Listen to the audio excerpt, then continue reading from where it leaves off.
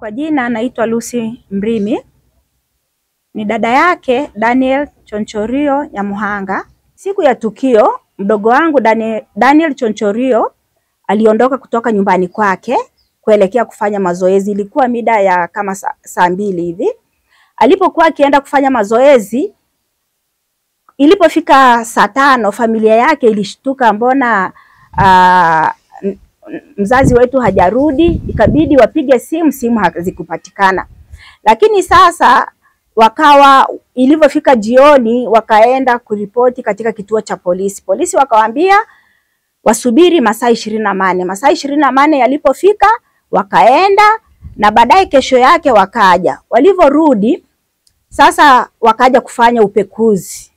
Walianza uchunguzi wao, wakaingia ndani wakafanya upekuzi.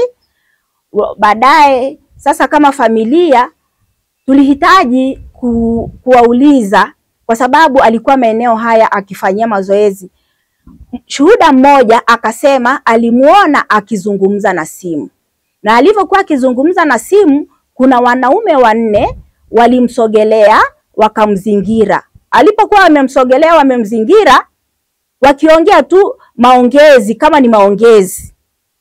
Lakini sasa walivyokuwa kiongea, kuna Land Cruiser moja ya tinted ilifika maeneo hayo, wakampakia kwenye gari na akawa ameondoka, na ndipo hakurudi mpaka sasa.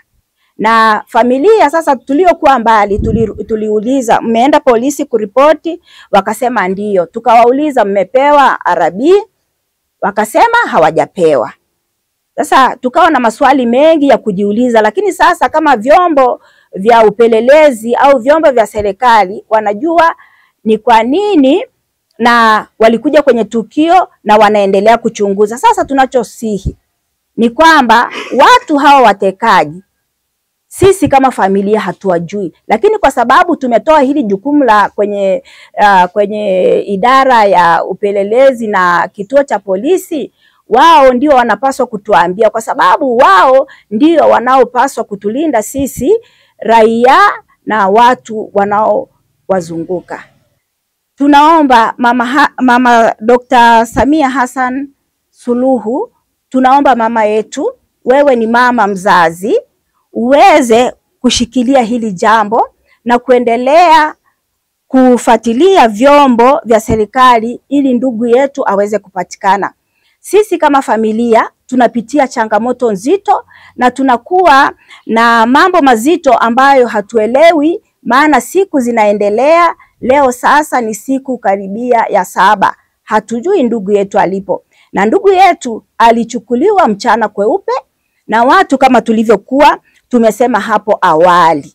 Waliongea naye kwa mazungumzo, wakamuingiza kwenye gari, na mpaka hapo hatujampata. Hivyo sisi kama familia, kilio chetu ni kuendelea kupaza sauti. Tunaomba wanahabari muendelee kupaza sauti, wanaharakati muendelee kupaza sauti, wananchi kwa ujumla, wanaharakati muendelee kupaza sauti, wananchi kwa ujumla tuendelee kupaza sauti kwa ajili ya majanga haya yanayoendelea kutokea. Mungu wetu ni Mungu mwenye haki. Mungu ambaye hatamani kuona watoto wake wakiharibiwa au kuuawa pasipokuwa na sababu. Hivyo hili likawe ni jukumu moja wapo sisi kama taifa tuendelee kukemea masuala haya ya utekaji. Masuala haya ya utekaji. Kwa mfano kama ndugu yangu hapa Daniel Chonchorio ameacha mke na watoto anao wadogo wanaomtegemea. Alikuwa ni mfanyabiashara mkubwa, alikuwa ni mwanasiasa ambaye serikali ingepiga kelele kwa ajili ya kumtafuta. Na hivyo sasa tunaomba, Chonchori sio mtu wa kawaida, ni mfanyabiashara mkubwa. Tumeendelea kusikia mambo mengi katika vyombo vya habari vinavyotufanya tuwe na sintofahamu. Lakini tunachowasihi, Mama Samia Hassan Suluhu, mama yetu, ninarudi tena kwako. Ndugu yetu Daniel Chonchorio ni wa muhimu sana katika familia. Ni nguzo ya familia. Tunaomba ndugu yetu arudi ili aje kuihudumia familia yake. Ana watoto wanaosoma. ana biashara yake aliyokuwa anaifanya, kwa sababu Mungu wetu ni Mungu anayetawala, ni Mungu anayeona. Na hata hao watekaji wajue kwamba Mungu anawaona, wajihoji, wajiulize, wamrudishe ndugu yetu aje kuihudumia familia yake. Watu hao watekaji sisi kama familia hatuwajui, lakini kwa sababu tumetoa hili jukumu la kwenye idara ya upelelezi na kituo cha polisi, wao ndio wanapaswa kutuambia, kwa sababu wao ndio wanaopaswa kutulinda sisi raia na watu wanaowazunguka. Jeshi la Polisi mkoa wa Mwanza tulikwisha toa taarifa za kupotea, za kutokuonekana kwa watu wao. Taarifa tulizotoa zimefafanua kila kitu na mazingira ambayo watu hao waliweza kutoka. Sambamba na haya, matukio yote hayo mawili, likiwepo hili la mwisho la Daniel Chonchorino, limefunguliwa jalada na uchunguzi ulianza pasi kuchelewa baada ya kupokea taarifa kutoka kwa ndugu na familia yake. Mpaka sasa uchunguzi wa tukio hilo unaendelea, na kwa sababu hizo tumeendelea kuwataka ndugu, jamaa, marafiki wazidi kutusaidia.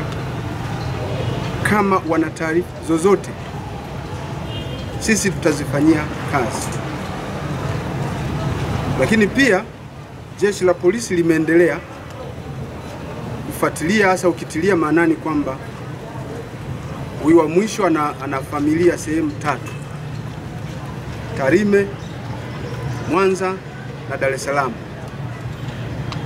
Ofisi ya mkuu wa upelelezi wa makosa ya jinai mkoa wa Mwanza wanaendelea kufika maeneo hayo yote wakishirikiana na